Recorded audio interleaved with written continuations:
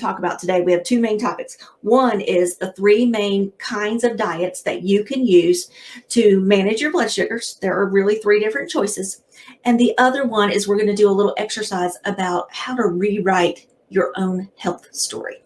Okay, so the main three ways to manage your blood sugars with diet are the keto diet, a vegan diet, and carb counting.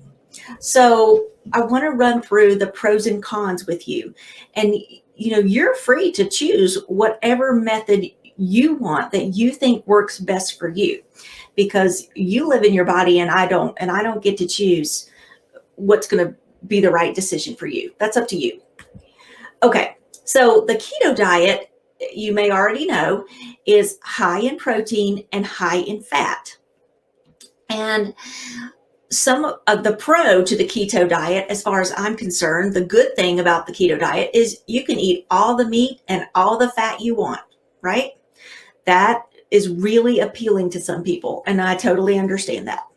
The cons of the keto diet, from my perspective, are that too much fat is not heart healthy, too much protein is not kidney friendly, and diabetes comes with what we call a comorbidity or a coexisting problem. Very often people with diabetes have heart disease, and kidney disease is very often a secondary problem with diabetes. So to me, those two are big ones, but that's me, okay?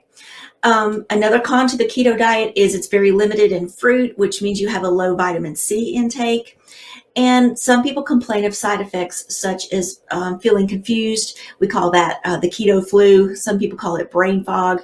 And it tends to be low in fiber. So sometimes people have trouble with their gut and they tend to get constipated. But those are the pros and cons of the keto diet from my perspective. Okay? All right.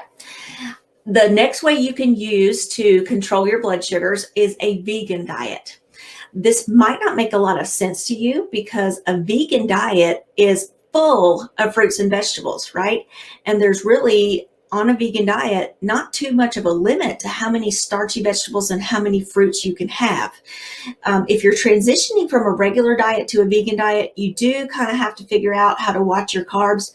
But there's a ton of research showing that people who go from a regular American diet to a vegan diet have tremendous results in improving their blood sugar, and very often can even reverse type 2 diabetes. Okay. So I'm a big proponent. I am not a vegan, but I am a proponent of the vegan diet. I think that's fabulous if that's the way you want to go. Many times I'll eat a meat-free meal, but I do eat meat in my diet sometimes. And people ask me that, so that's why I'm telling you. But a vegan diet is different from a vegetarian diet. You can be vegetarian and still have milk and eggs, and some people would call themselves a vegetarian even if they only eat fish. Vegetarians eat cheese, but vegans eat absolutely nothing that ever came from an animal. So no milk, no eggs, no fish, no cheese, no yogurt. Absolutely nothing that ever came from an animal. So you're eating a ton of plants. You're eating a lot of whole grains like brown rice, whole wheat pasta, that sort of thing, and a ton of fruits and vegetables. It's tremendous for reversing type 2 diabetes. So I think this is a fabulous choice. So what are the pros of the vegan diet? You can eat all the plants you want. It's very heart healthy, extremely heart healthy. And unless you have stage 4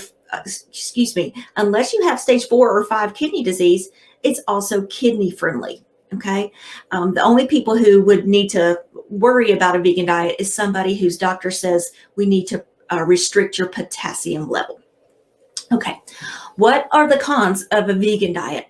Well, if you are a typical American eater and you come from that kind of a background and that kind of family, it might be really hard to be a vegan by yourself in a household of other people who want to eat meat. It might be hard to go out to restaurants and find a good vegan menu, especially if you live in a smaller town. And if you like meat, it might be hard to stick to. All right. And then the third way to manage your blood sugars through diet is by carb counting. And you remember that we went over this plate method the first day on Monday when we talked. The plate method is kind of the baby step towards carb counting.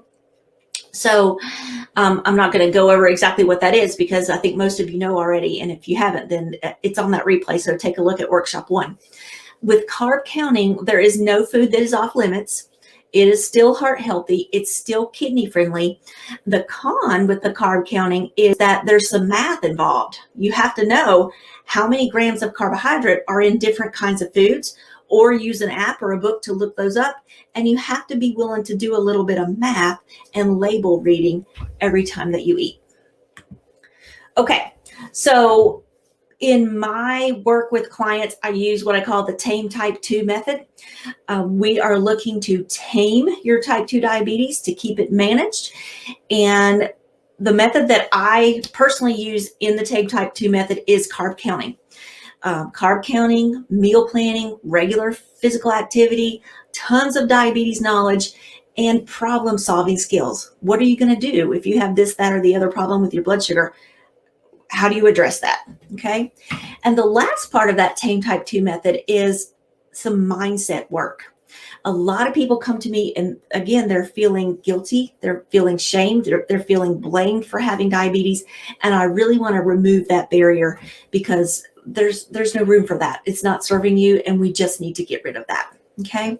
So I want you to change the way you think about food and change the way you think about your body so that you're enjoying your food and you're eating to live at the same time.